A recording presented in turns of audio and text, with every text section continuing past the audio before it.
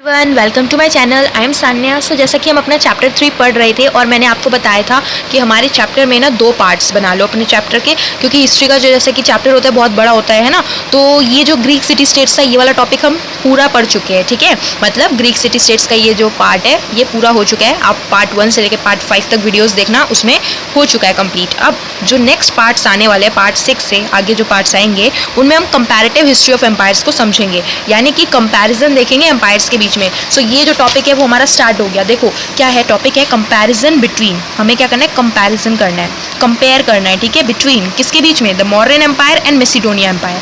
जैसे मैंने आपको अभी समझाया पहले पार्ट्स में कि आप हो और आपका दोस्त है, आपकी टीचर क्या कर रही है, आपके और आपके दोस्त के बीच कंपैरिजन कर रही है कि पढ़ने में कैसे हो आप दोनों, ठीक है। फिर खेलकूद में कैसे हो, गेम खेलने में कैसे हो, अदर एक्टिविटीज़ में कैसे हो, तो आपके बीच में कंपैरिजन हो रहा है। ठीक वैसे ही ये जो एम्पायर्स है, हम क्या है, हम टीचर है और हम क्या करेंगे, मौर्यन एम्पायर और मैसिडोनियन एम्पायर के बीच में क्या करेंगे, कंपैरिजन करेंगे कि कौन सा अच्छा है कौन सा नहीं है, किसमें क्या खूबी है क्या खामियां है, वो सब समझेंगे। तो मौर्यन एम्पायर मैसिडोनिया होगा, उसके बाद रोमन एम्पायर मौर्यन एम्पायर के बारे में समझेंगे, गुप्ता एम्पायर के कंपैरिजन करेंगे, चोला एम्पायर आएगा, तो अलग अलग एम्पायर्स आएंगे। तो नेक्स्ट पार्ट्स में सब में हम कंपैरिजन ही देखेंगे, ठीक है, आगे तक जो भी है। सो शुरू करते हैं। आपको आई होप समझ आया होगा कि हमें पढ़ना क्या है, ठीक है। तो सिंपल सा है, कुछ भी नहीं है, देखो सीधा सीधा पढ़ते रहेंगे, समझ आता रहेगा, ठीक है। सो देखो सबसे पहले क्या लिखा हुआ है, it is difficult to make a comparative study between the Mauryan empire and the Macedonian empire. अगर हम कंपैरेटिव स्टडी करें मौर्यन एम्पायर और मैसिडोनियन एम्पायर के बीच में तो ये थोड़ा सा डिफिकल्ट रहने वाला है। क्यों? क्योंकि देखो मौर्यन एम्पायर और मैसिडोनियन एम्पायर के बीच में कुछ खास डिफरेंस नहीं है, बस एक दो डिफरेंसेस है, बट ऐसा कोई बहुत बड़ा डिफरेंस नहीं है, ठीक है। जो एम्पायर्स होते हैं उनमें इतना भी कुछ खास डिफरेंस नहीं होता, बस एक दो का डिफरेंस है, तो वही एक दो पॉइंट्स हमने पढ़ने हैं। Yet it is possible to discern some similarities and dissimilarities between the two as a result of the two had because of Alexander's invention of India. So basically इसका जो है थोड़ा बहुत डिफिकल्ट है अगर हम कंपैरेटिव स्टडी करें, मतलब दोनों के अलग अलग से हम उनका कंपैरिजन करने की स्टडी करें तो वो थोड़ा सा डिफिकल्ट होता है, but yet it is possible, हम कर सकते हैं। कुछ कुछ इसकी सिमिलैरिटीज़ है तो कुछ कुछ डिफरेंसेस भी इनमें है। तो देखो सबसे पहला क्या दिया है point, establishment of empire and its extent. इन दोनों के बीच में हम कंपैरिजन कर रहे हैं, किसके बारे में, इनके एम्पायर के स्टैब्लिशमेंट के बारे में, कि इनका एम्पायर कैसे स्टैब्लिश हुआ, ठीक है, कैसे बनाया इन्होंने अपना एम्पायर, एंड इट्स एक्सटेंट, और कहाँ तक ये रहा, ये जो एम्पायर है इसका कहाँ तक एरिया रहा, समझ रहे हो ना, उसके बीच में डिफरेंस देखते हैं। So creation of the Macedonia empire was the result of the conquest of territories by Alexander who was a great conqueror. बहुत इंपॉर्टेंट चीज़ देखो, मैसिडोनिया एम्पायर को कैसे बनाया गया। मैसिडोनिया एम्पायर को बनाने का तरीका ऐसा है कि जो अलेक्जेंडर द ग्रेट है, अलेक्जेंडर ग्रेट जो है, उन्होंने क्या किया, टेरिटरीज को एक के बाद कनकेस्ट कर करके जीत के, ठीक है, युद्ध लड़ा, उन्होंने वॉर लड़े और वॉर में जीतकर उन्होंने क्या करा, अपने टेरिटरी को एक्सपेंड किया, बढ़ाया, ठीक है, अपने एरिया को बढ़ाया। किसने, अलेक्जेंडर द ग्रेट ने। मैसिडोनियन एम्पायर कैसे बना, मैसिडोनियन एम्पायर बना by the result of कनकेस्ट of territories, ठीक है। और अलेक्जेंडर द ग्रेट को ग्रेट कनकरर कहा जाता है, विश्व विजेता उन्हें कहा जाता है, ठीक है, वर्ल्ड कनकरर, विश्व विजेता उन्हें कहा जाता है। किसको, अलेक्जेंडर द ग्रेट को। एमसीक्यू में आ सकता है, ध्यान रखना इंपॉर्टेंट है। But the credit of building the Mauryan empire goes primarily to to empire builders, Chandragupta Maurya and Ashoka. नाम तो सुना ही होगा आपने। अब मौर्यन एम्पायर कैसे बना, मौर्यन एम्पायर बनाने के लिए 2 एम्पायर बिल्डर्स थे, यानी 2 लोगों का इसमें हाथ है। सबसे पहले कौन थे, चंद्रगुप्त मौर्य, और दूसरे कौन, अशोका। इन दोनों के चलते ये मौर्यन एम्पायर इतना बड़ा विशाल बन पाया, ठीक है। मैसिडोनिया एम्पायर क्या है, सिर्फ अलेक्जेंडर द ग्रेट की वजह से बना, इतना बड़ा साम्राज्य जो है, विशाल साम्राज्य सिर्फ एक इंसान के वजह से बना। लेकिन जो मौर्यन एम्पायर है वो उसमें 2 लोगों का हाथ था, एक थे चंद्रगुप्त मौर्य और दूसरे Ashoka. Further, the Macedonia Empire embraced several continents, but the Mauryan Empire remained confined to the Indian subcontinent alone. क्या मतलब है इसका, एम्पायर कैसे स्टैब्लिश हुआ ये तो आपको पता चल गया। अब बात करें अगर इसके एक्सटेंट की, कि इसका एरिया कहाँ तक का था, तो मैसिडोनिया एम्पायर जो था उसमें सेवरल कॉन्टिनेंट्स आते हैं, मतलब अलग अलग कॉन्टिनेंट्स आते हैं। लेकिन जो मौर्यन एम्पायर था उसमें सिर्फ इंडियन सब कॉन्टिनेंट आता है आपका, मतलब मौर्यन एम्पायर जो है हमारे इंडिया तक ही सीमित था, हमारे इंडियन जो सब कॉन्टिनेंट है, इंडिया जो है पूरा वहीं तक सीमित रहा मौर्यन एम्पायर। लेकिन मैसिडोनियन एम्पायर सिर्फ और सिर्फ एक कॉन्टिनेंट तक सीमित नहीं रहा, इसमें बहुत सारे एक से ज़्यादा कॉन्टिनेंट आए, ठीक है। तो वहाँ से पूरा मैसिडोनियन एम्पायर एक्सटेंड करा था। ठीक है, एक कॉन्टिनेंट नहीं बल्कि बहुत सारे कॉन्टिनेंट्स में एक्सटेंड हुआ था मैसिडोनियन एम्पायर। ठीक है, लेकिन मौर्यन एम्पायर सिर्फ इंडिया तक ही सीमित रहा। Moreover while Alexander earn repute as a world conqueror, none of the modern emperors attained such status. इसके अलावा अलेक्जेंडर जो थे उन्हें जो है वर्ल्ड कंकरर का रेप्यूटेशन मिला था, उन्हें सम्मान मिला था, रेप्यूटेशन मतलब बोले तो टाइटल मिला था वर्ल्ड कंकरर का। अलेक्जेंडर द ग्रेट को विश्व विजेता के नाम से जाना जाता है, वर्ल्ड कंकरर के नाम से जाना जाता है। वर्ल्ड कंकरर क्यों बोला जाता है? बिकॉज आप देखेंगे तो मैसिडोनियन एम्पायर इन्होंने जो इतना बड़ा इस्टेब्लिश किया तो इसमें बहुत सारे अदर सेवरल कॉन्टिनेंट्स आते हैं, अलग अलग कॉन्टिनेंट्स आते हैं। अब वो कॉन्टिनेंट्स वर्ल्ड के ही तो कॉन्टिनेंट्स हैं। अब अलग अलग कॉन्टिनेंट्स में जब उन्होंने अपना कंकर किया, उसको जीता, तो इसलिए उनको वर्ल्ड कंकरर कहा जाता है, क्योंकि वर्ल्ड के बहुत सारे हिस्से उन्होंने जीते थे, इसलिए उन्हें वर्ल्ड कंकरर कहा जाता है। जबकि मौर्यन एम्परर्स जो थे, यानी जैसे चंद्रगुप्त मौर्य या अशोका, उनको ऐसा कुछ स्टेटस नहीं मिला खास वर्ल्ड कंकरर वाला, ऐसा कोई स्टेटस नहीं मिला, लेकिन अलेक्जेंडर द ग्रेट को मिला था। ठीक है, तो स्टैब्लिशमेंट समझ आया। सेकेंड चीज़ देखो, मिलिट्री कंकेस्ट वर्सेस धामा विजय। ठीक है, मिलिट्री कंकेस्ट वर्सेस माने डिफरेंस है ये। मिलिट्री कंकेस्ट किसमें था, कौन से एम्पायर में था? मैसिडोनियन एम्पायर में। और धामा विजय किसमें था? मौर्यन एम्पायर में। समझो, अलेक्जेंड्रा वॉज अ ग्रेट कंकरर। जैसा हम जानते हैं अलेक्जेंडर कौन है? एक ग्रेट कंकरर है, विश्व विजेता है। He begin as a ruler of a small kingdom of मैसिडोन।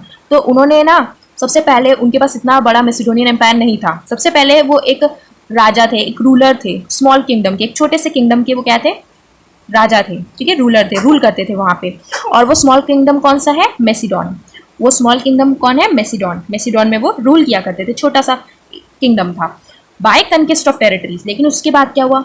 उन्होंने टेरिटरीज को कंकेस्ट कर करके, जीत कर, एक के बाद एक उन्होंने जीत कर, वॉर में जीत कर उन्होंने क्या किया? इतना वास्ट, इतना बड़ा साम्राज्य मैसिडोनियन एम्पायर बिल्डअप किया। ठीक है, यही चीज़ यहाँ पे लिखी हुई है। But Chandragupta Maurya become a ruler from a humble origin.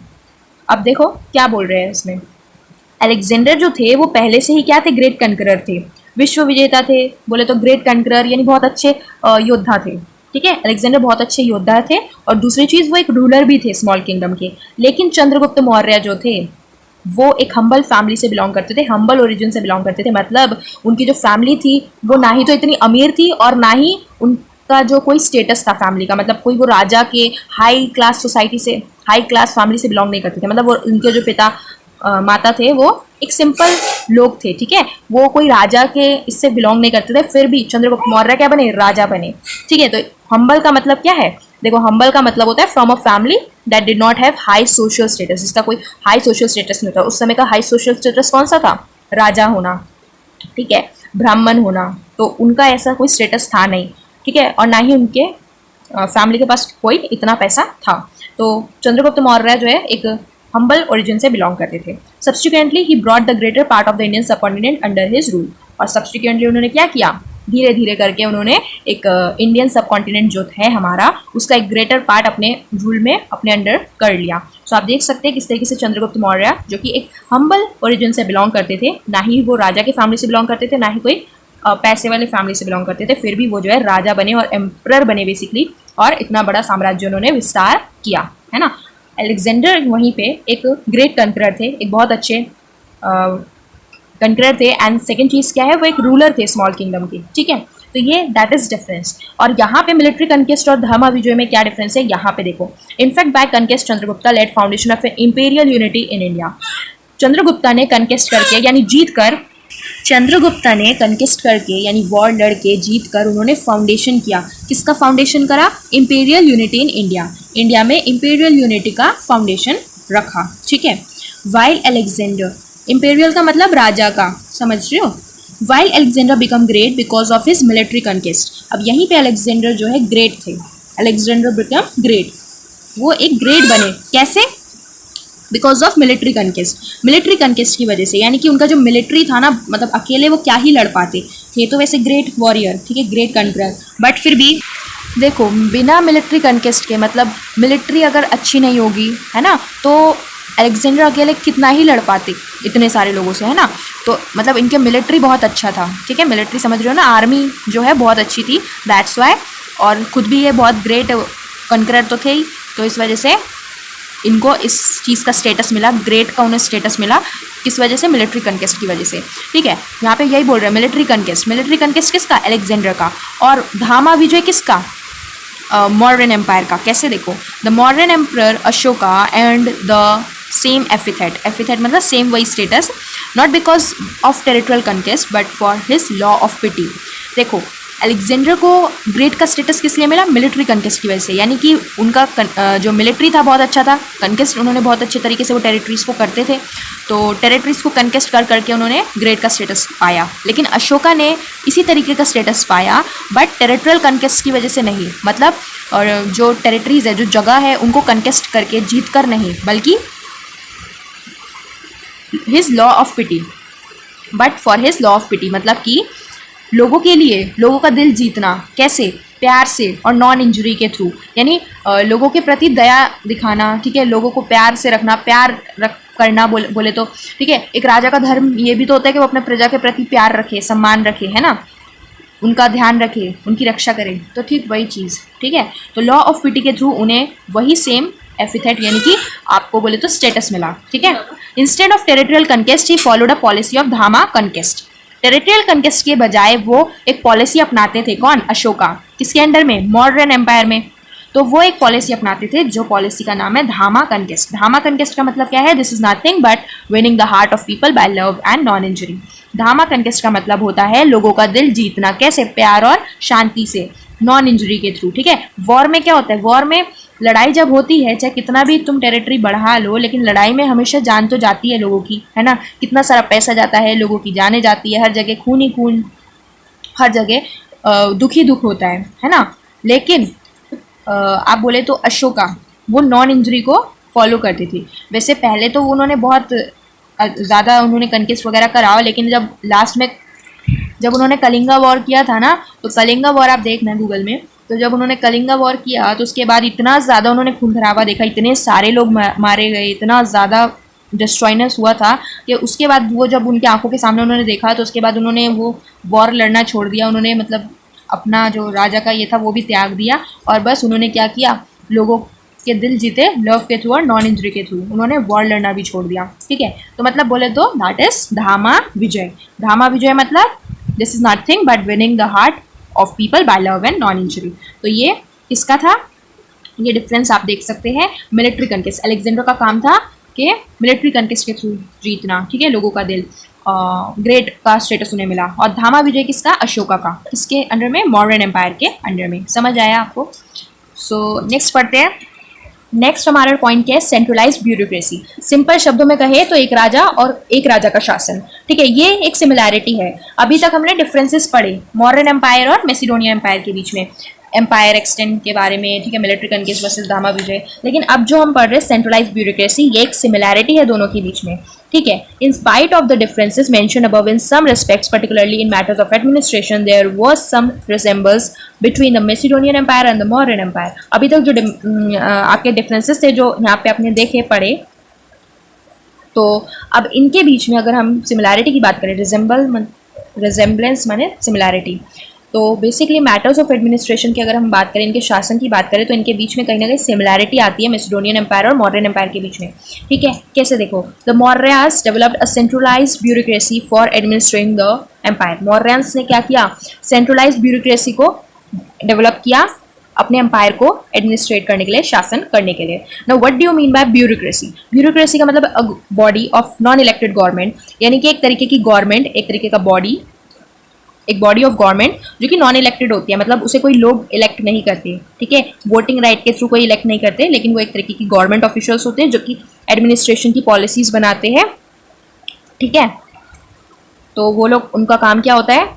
वो एक तरीके की बॉडी, मतलब ग्रुप ऑफ पीपल्स होते हैं जो कि नॉन इलेक्टेड गवर्नमेंट है, मतलब उनको कोई लोग वगैरह इलेक्ट नहीं करते। ठीक है, तो वो जो है ऑफिशियल्स होते हैं और वो उन ऑफिशियल्स का काम होता है एडमिनिस्ट्रेटिव पॉलिसीज को बनाना।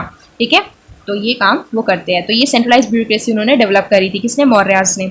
इन the Macedonian empire there developed many monarchial kingdoms. Macedonian empire में क्या इतना विशाल साम्राज्य है, तो अब उसको छोटे छोटे हिस्सों में बांट दिया। ठीक है, मोनार्कियल किंगडम्स बना दिए छोटे छोटे, ताकि पूरा जो मैसिडोनियन एम्पायर है उसको अच्छी तरीके से एडमिनिस्ट्रेट किया जा सके, क्योंकि इतना बड़ा एम्पायर अकेले कैसे रूल हो सकता है। तो इस वजह से छोटे छोटे किंगडम्स बना दिए ताकि एफिशिएंटली हो सके काम वहाँ पे।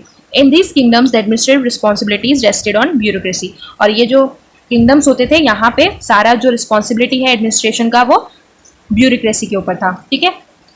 और यहाँ पे एक ही राजा होता था और एक का ही शासन होता था, दैट इज सेंट्रलाइज ब्यूरोक्रेसी। मतलब सेंटर पर एक इंसान बैठेगा, चाहे कितने भी किंगडम्स बना लो छोटे छोटे, लेकिन सेंटर पर एक ही राजा होगा, एक ही मतलब सुपर पावर होगा जो कि उस पूरे एरिया को, पूरे एम्पायर को रूल करेगा और सारे डिसीजंस लेगा, ठीक है। So that is centralised bureaucracy. So that is the similarity between modern empire and Macedonian empire. इन दोनों के बीच ये सिमिलैरिटी है कि इनके पास क्या थी, सेंट्रलाइज ब्यूरोक्रेसी थी दोनों की, ठीक है। अब नेक्स्ट वीडियो में हम Roman empire and Gupta empire के बीच में कंपैरिजन करेंगे। तो मिलते हैं नेक्स्ट वीडियो में। Till then take care and bye bye. अगर आपने अभी तक सब्सक्राइब नहीं किया मेरे चैनल तो सब्सक्राइब कर देना, लाइक कर देना, अपने दोस्तों के साथ शेयर कर देना और कमेंट करके बताना वीडियो कैसे लगे।